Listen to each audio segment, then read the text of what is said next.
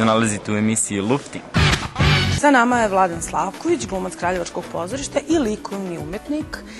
Slavko, ti vodiš dramsku radionicu sa mladim ljudima ovde u Kraljevačkom pozorištu. Koliko su mladi uopšte danas zainteresovani za ovakav vid umetnosti? Dobro, koliko je zatrovana Srbija, ne zna se dok ne upoznamo ljude koji njome upravljaju ili koji odlučuju kako će se mladi i svi ostali baviti bilo kojim poslom u Srbiji. Što se tiče mladih ljudi u Kraljevu, postoji zaista jedna lepa i velika svest koja se razvija i ide svojim kulturnim poslom.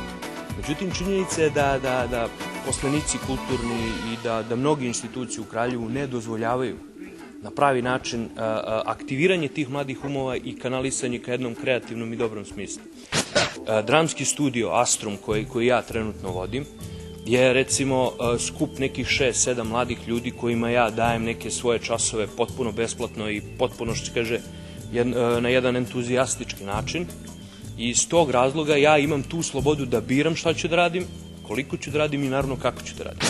Kad uzmete u obzir da je recimo mladost i iskrena i dobra besplatna ideja nacrnjena u Kraljevu, pogotovo od ljudi koji se bave recimo pozorištem ili recimo kulturom u Kraljevu, samo zato što je mlada i zato što je iskrena i zato što je eto besplatna, onda dolazite u situaciju da palanačka svest koja pljuje po mladoj i iskrenoj svesti da bi sebe uzdigla ono što nas okružuje.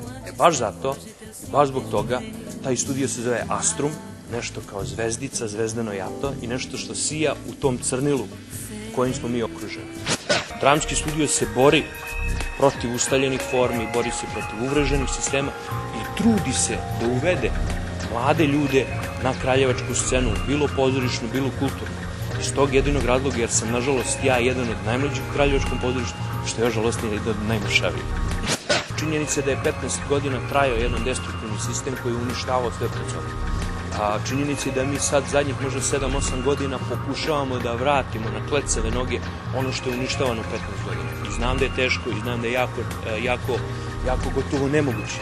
A činjenica je da su recimo Slovenci 89. godine krenuli u tranziciju. Činjenica je da su Rumuni, ubivši Čaušesku, krenuli 89. u tranziciju. Činjenica je da mi 99. smo imali bombardovanje, a 2000. godine smo imali tek prvi slabašan korak ka tranziciji, a 2003. godine su nam ubili premijera. 2004. godine imali smo povratak starih sistema kroz raznorazne vladavine, raznoraznih koštunica i sličnih njima radikalnih svesti. A sada smo došli do toga da ponovo dolazimo do poništavanja svega toga. Ne znam ja, hoće li Srbija imati snage da tako nešto da promeni samo od sebe i hoće li uspeti ponovo da dobije onu masu od 1,5 miliona ljudi koji su to nekada rade. Ali ono što znam da od mene polazi prvi gest, a to je promena jedne palanačke, mračne svesti, pa makar u kraljevačkom pozorištu, pa makar na ovim prašnjavim scenama, da tim bakar 6-7 ljudi usadim ljubav prema knjizi, prema učenju, prema radu i naravno prema jednoj ideji koja će iskreno i besplatno jednog dana se širiti dalje kroz ovu Srbiju. Profesorka književnosti Marina Panić usudila se da u Kraljevačkoj gimnaziji osnuje dramski azil. Prošle godine, godinu dana pre uopšte nego što je počela ova postavka i ova adaptacija, ja sam pokušala to da napravim sa đacima koji su bili tada maturanti. Onda se ispostavilo to izuzetno naporno, jer maturanti su opterećeni svojim nekim drugim obavezama. To mi je vrlo poznato sa plavim senkama. Da. Tako da maltene od januara su neupotrebljivom s razlogom, naravno, jer spremaju prijemne ispite, već su na fakultetu praktično mentalno, tako da je sve to prekinuto. I onda sam od septembra morala da počnem novu postavku i uopšte nisam želela da odustanem od Fausta. Na svu sreću upoznala sam Saleta koji je to mogao da nosi, Mefistofelesa, pošto je to otprilike uloga koja je najzahtevnija u celoj priči. Tako da mi je to olakšalo posao na neki način. To je bio jedan od argumenta kojima sam branio sebe pred drugim ljudima kad me pitaju što nisam služio vojsku na onaj standardan način.